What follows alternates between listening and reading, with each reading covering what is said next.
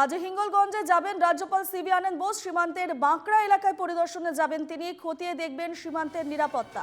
BSF এর 118 নম্বর ব্যাটালিয়নের একটি অনুষ্ঠানে যোগ দেবেন তিনি। পাশাপাশি বিএসএফ আধিকারিকদের সঙ্গে বৈঠকেরও সম্ভাবনা রয়েছে।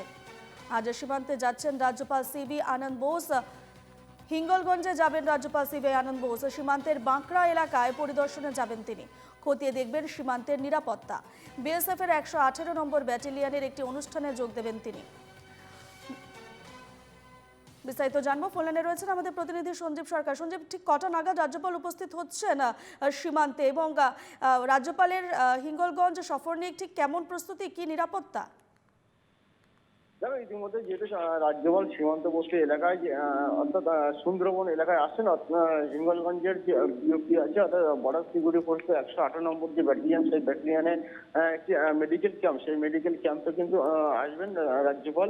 এবং পাশাপাশি যেটা সীমান্তবর্তী এলাকা, সেই সীমান্তবর্তী এলাকায় ইতিমধ্যে কিন্তু কঠোর নিরাপত্তা কিন্তু মুড়ে ফেলা হয়েছে।